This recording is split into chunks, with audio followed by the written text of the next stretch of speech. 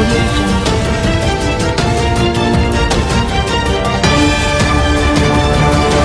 आपण पाहता GS9 news Marathi channel व सिल्लोड एक्सप्रेस न्यूज पेपर मध्ये आपलं स्वागत आहे। सत्य, स्पष्ट आणि निर्भीड पत्रकारितेचा विश्वास। दोंडाईचा शहरात सुप्रसिद्ध बालरोग तज्ञ डॉक्टर निलेश बागुल आणि डॉक्टर सौ पूजा बागुल यांच्या नव्या अत्याधुनिक बाल रुग्णालयाचे तसेच सारजाई मेडिकलचं उद्घाटन मोठ्या उत्साहात आणि मान्यवरांच्या उपस्थितीत संपन्न झाले। या सोहळ्याला विविध क्षेत्रातील मान्यवरांनी उपस्थित राहून शुभेच्छा दिल्या। पाहूया आमचे सहसंपादक प्रभाकर अडगाळे यांचा हा खास रिपोर्ट। दोंडाईचा येथील सरस्वती कॉलनी अप्पासाहेब मैदानासमोर डॉक्टर निलेश बागुल आणि डॉक्टर सौ पूजा बागुल यांच्या स्वतःच्या नव्या वास्तूमधील अत्याधुनिक बाल रुग्णालयाचे तसेच सारजाई मेडिकलचे उद्घाटन उत्साहपूर्ण वातावरणात पार पडले। यावेळी सरकार साहेब रावल, डॉक्टर हेमंतराव देशमुख, ज्ञानेश्वर भांबरे, हेमराज पाटील, पूजाताई खडसे, प्रवीण भाऊ महाजन, जितेंद्र राजपूत, इंजिनियर निखिल मालू, खुशी मालू यांच्यासह अनेक मान्यवर उपस्थित होते। कार्यक्रमात मान्यवरांचा सत्कार करण्यात आला। यावेळी बोलताना डॉक्टर हेमंतराव देशमुख यांनी पैशापेक्षा माणुसकी मोठी आहे, गरिबांचे कैवारी बना आणि सेवेतून नाव कमवा असा मोलाचा संदेश दिला। सारजाई मेडिकलचे उद्घाटन बुधा राजधर बागुल यांच्या हस्ते करण्यात आले। डॉक्टर निलेश बागुल आणि डॉक्टर सौ पूजा बागुल हे MD बालरोग तज्ञ असून आधुनिक सुविधा आणि दर्जेदार आरोग्य सेवा नागरिकांना उपलब्ध करून देण्याचा त्यांचा संकल्प असल्याचे यावेळी सांगण्यात आले। या कार्यक्रमाच्या यशस्वी आयोजनासाठी नरेंद्र बागुल, प्रेमराज बागुल, जितेंद्र बागुल आणि ज्योत्स्ना मंडप अँड इव्हेंट मॅनेजमेंट यांचे विशेष सहकार्य लाभले। दोंडाईचा परिसरातील बाल रुग्णांसाठी आधुनिक सुविधा उपलब्ध करून देणारे हे रुग्णालय निश्चितच आरोग्य सेवेसाठी महत्त्वाचे ठरणार आहे। अशाच ताज्या आणि विश्वासार्ह सकारात्मक बातम्यांसाठी GS9 मराठीला लाईक, शेअर आणि सबस्क्राईब करा। धन्यवाद।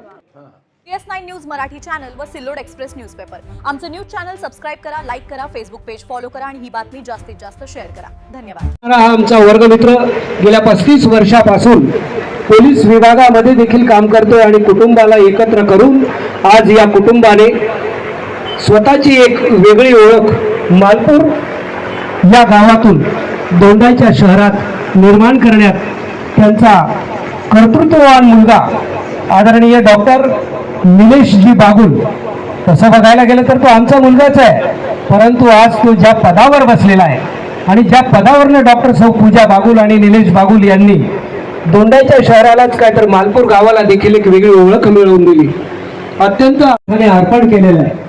आणि या सगळ्या उद्घाटन समारंभाचे साक्षीदार या व्यासपीठावर उपस्थित असलेले समस्त मान्यवर आणि त्याचबरोबर आपले शहीद चिंतक आणि मित्रपरिवार आणि पाहुणे मंडळी या सगळ्यांच्या शुभाशीर्वादाने डॉक्टर सौ पूजा बागुल आणि डॉक्टर श्री निलेश बागुल हे दोघंही दाम्पत्य MD झाल्यानंतर लहान मुलांची सेवा शुश्रूषा करणे आणि लहान मुलांना क्रिटिकल्स पासून NICU पासून अत्याधुनिक सुविधा ज्या नाशिक, पुणे, मुंबई संतु निरामय सर्वे भद्राणि पश्यन्तु मा कश्चित दुःख भाग भवेत।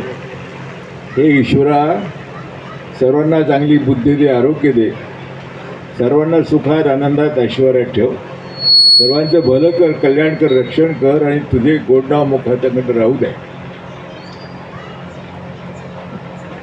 डॉक्टर निलेश आणि पूजा यांच्या या नव्या इमारतीच्या हॉस्पिटलच्या उद्घाटन प्रसंगी हजर असलेले आदरणीय सरकार साहेब रावळ,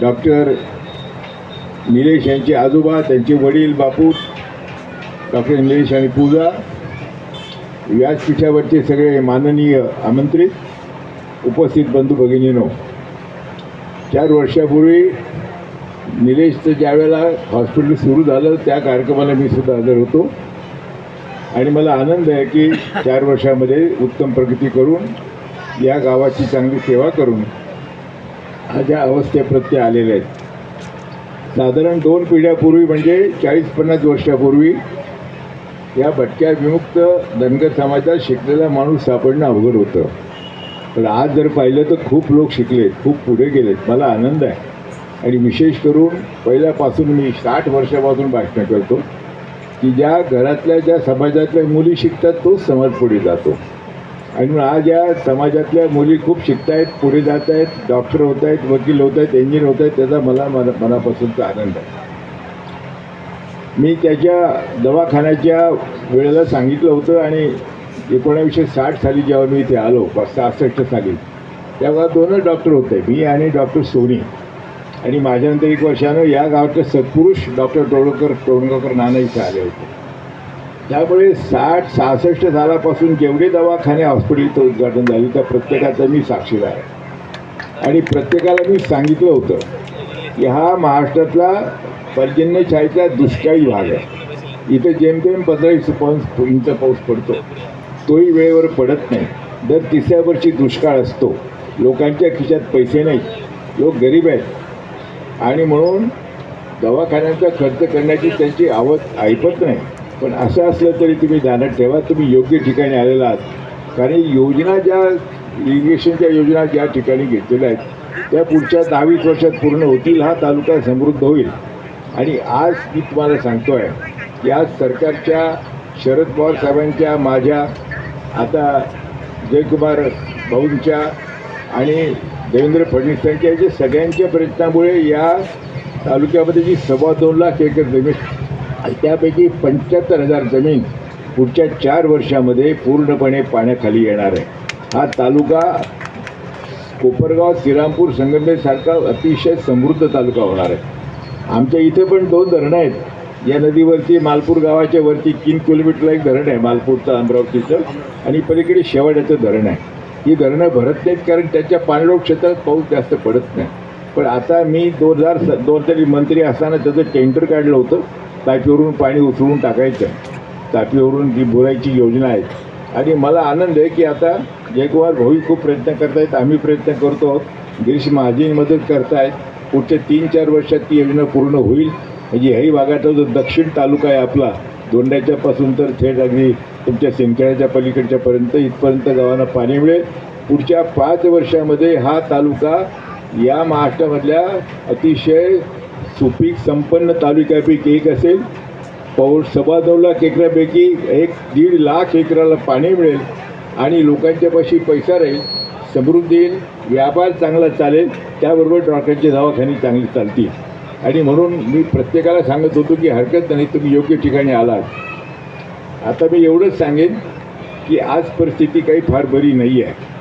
आणि डॉक्टरांच्या एक आम्ही जेव्हा डॉक्टर लोक आहे ना, आमचं एक आजाराला नाव आहे आमचं. तुम्हाला जर सर्दी झाली तर आम्ही म्हणतो रायनायटिस झाला. राईन म्हणजे ना आयटीस आम्ही लावतो नेहमी. आम्ही जर लघवीचा आजार झाला तर म्हणतो नेफ्रायटिस झाला.